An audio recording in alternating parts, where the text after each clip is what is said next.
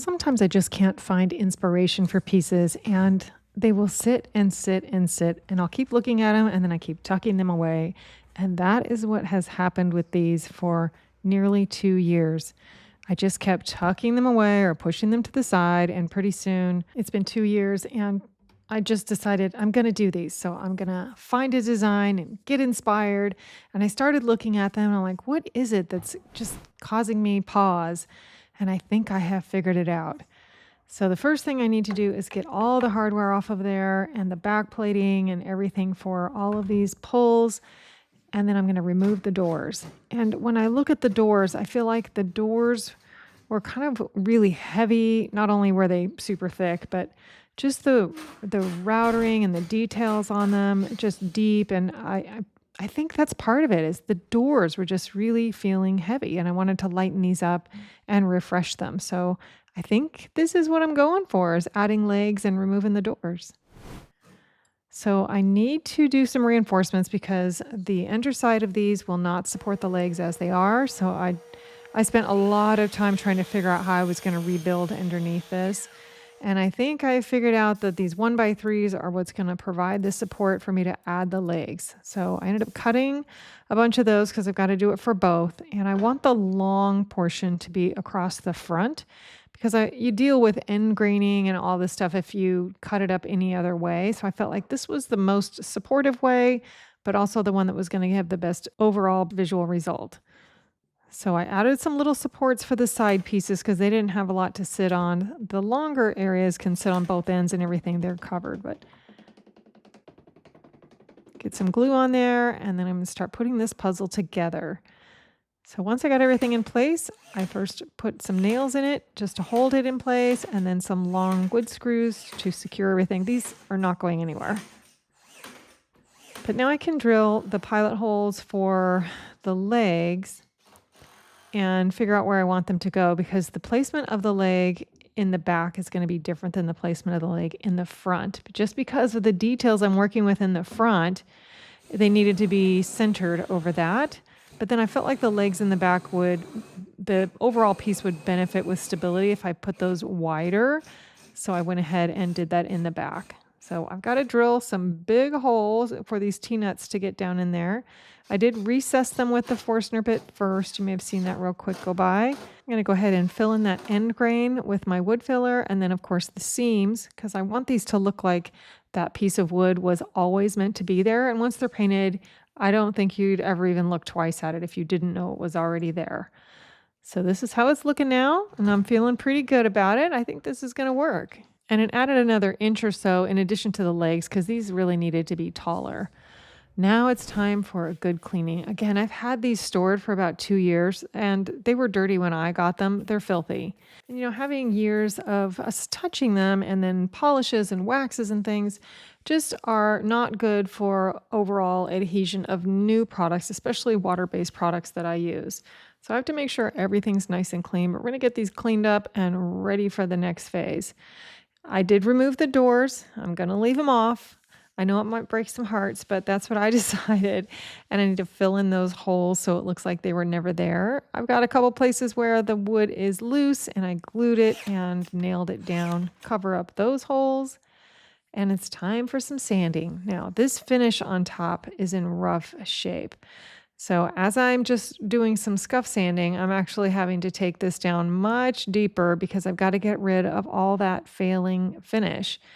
And I'm going to show you here in a second what failing finish looks like. But what happens is, since it's coming off in such a way, it's starting to gunk up my sandpaper. And if that happens, you've got to stop and either remove it or switch sandpaper, because that can cause damage to your piece and pigtails and all.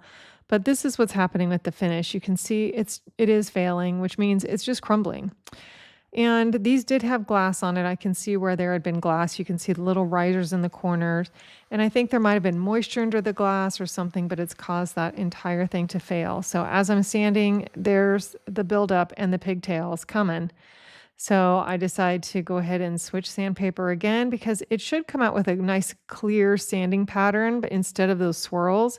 So if you're sanding and you get those kind of marks, just stop, switch sandpaper, or just make sure you don't have buildup on your sandpaper so you don't cause any damage. But I'm getting everything scuff sanded. I switched to my Surf Prep sander so that I could get all of these rounded areas much easier. The orbital can do a lot, but these areas I feel like I do best with this sander. And so I just finish all the rest of the details with that so that every inch of this piece is completely sanded and ready to go. Now, exposing all of this wood on the top causes another issue. All of the wood grain is exposed. And, that may be totally fine for some, but I think it looks kind of weird when you've got the top all grainy and everything else isn't.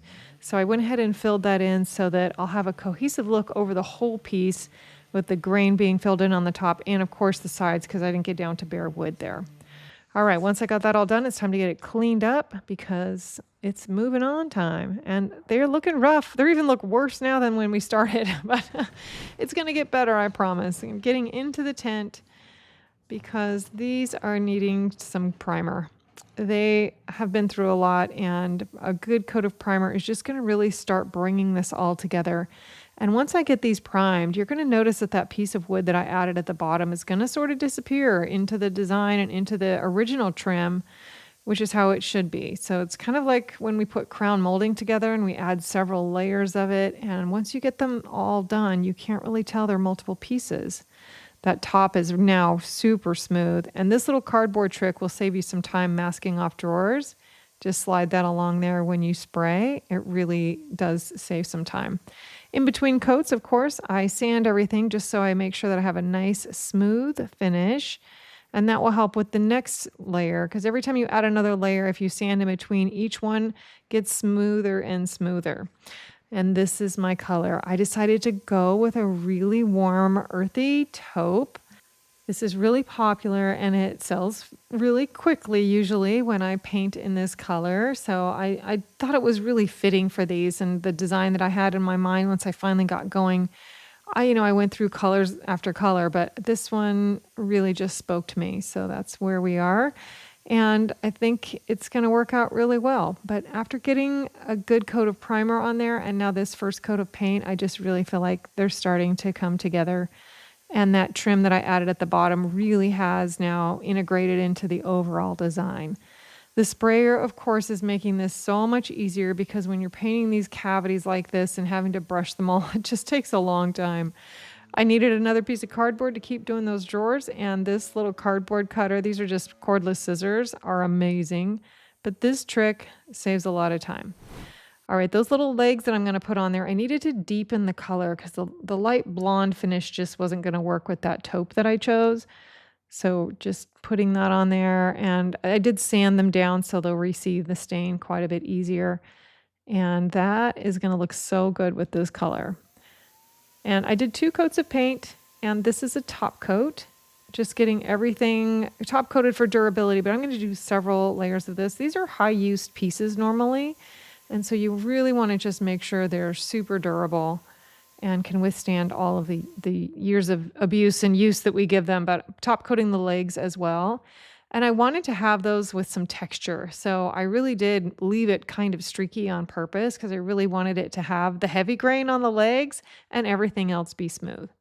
Added some felt little feet to those. I love having that on there. I put them on my own because I want them to slide around easily. And then the choice of hardware. You only get one knob, so choose carefully, and I think this was the right one. So let's take a quick look back at where these started, and here they are now. It's a huge change, and I'm so glad I took the time to wait until I was inspired and had a good design to come up with because the couple of other times that I approached these, this was not what I had in mind. So I'm so glad I waited. They're such a neutral pair and really can be paired with traditional or modern. I hope you like them as much as I do. And if you're interested in getting into furniture refinishing, I have a full suite of refinishing guides on my website, and the beginner's guide is always a great place to start. As always, thanks for supporting my channel and be sure to follow for more.